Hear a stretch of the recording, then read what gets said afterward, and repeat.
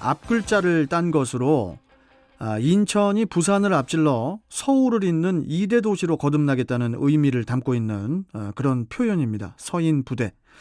하지만 이 서인부대 원년 선포 발표 후 2년이 지났음에도 아직 인천은 부산을 넘어서지 못하고 있는 그런 모양새인데요. 자, 이와 관련해서 김송원 인천경실련 사무처장 연결해서 자세한 이야기 들어보도록 하죠. 자, 김송원 사무처장님 안녕하세요. 안녕하십니까? 네, 반갑습니다. 일단 이 서인 부대가 만들어진 계기가 무엇인지 이것부터 좀 말씀해 주시겠어요, 사무처장님? 예, 알겠습니다. 민선 6기 유정복 인천시장과 인천시는 2018년 새해 벽두부터 1인당 GRDP, 지역 내 총생산과 경제성장률, 지방세 규모, 일자리 지표 등의 수치를 근거로 서인부대론을 공공연하게 내세웠습니다. 네. 말씀하신 것처럼 서인부대는 서울, 인천, 부산, 대구의 머리 글자를 딴 것으로 인천이 서울 다음의 도시라는 의미를 담고 있습니다. 네.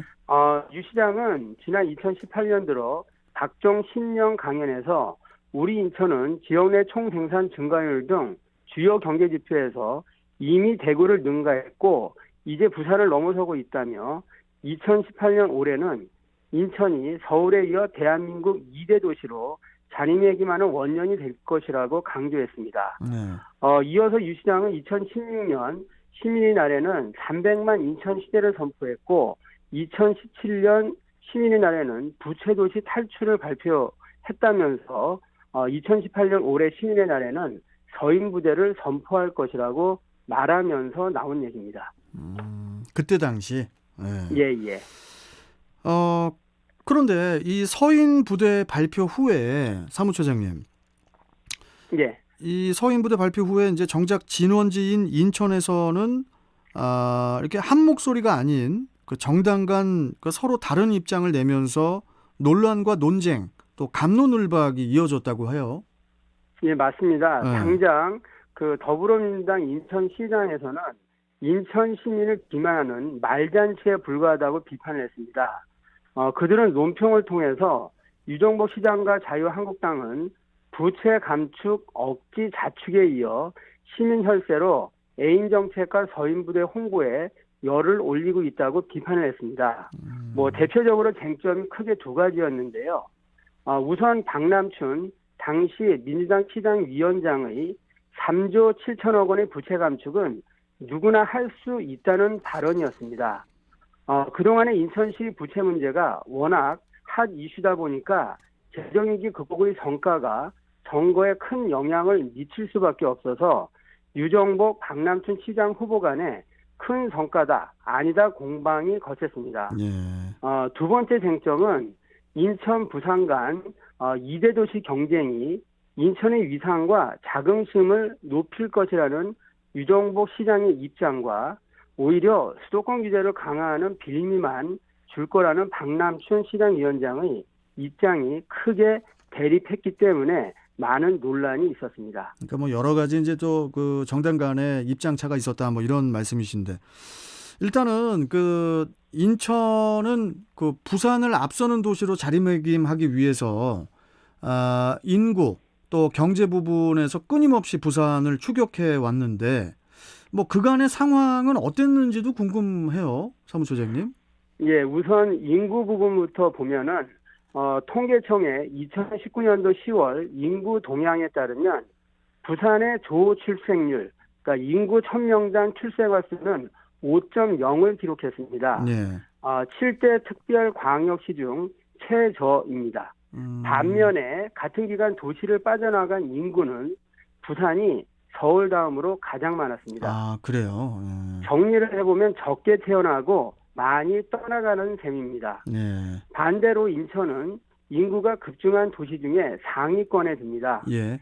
지난해 말 주민등록 통계 기준으로 7대 특별광역시 중에 유일하게 인구 증가세를 보였습니다. 예.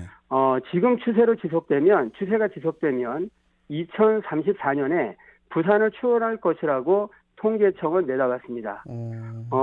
경제 부분에서는요, 도시 경제력을 가늠할 때 활용되는 GRDP, 지역 내 총 생산은 인천과 부산이 엎치락뒤치락하고 있습니다. 네. 2017년에는 인천이 약 84조 원으로 83조 2천억 원이었던 부산을 처음으로 눌렀습니다. 예. 이듬해인 2018년에는 부산이 89조 7천억 원으로 88조 4천억 원이었던 인천을 다시 따라잡았습니다. 하지만 2018년 1인당 GRGP를 따져보면 인천과 부산이 각각 3,007만 원, 2,639만 원으로 인천이 앞섰습니다. 그러니까 결론적으로 1인당 GRGP는 인천이 더 높고 두 도시의 총 생산 격차는 점차 줄어들고 있다는 겁니다.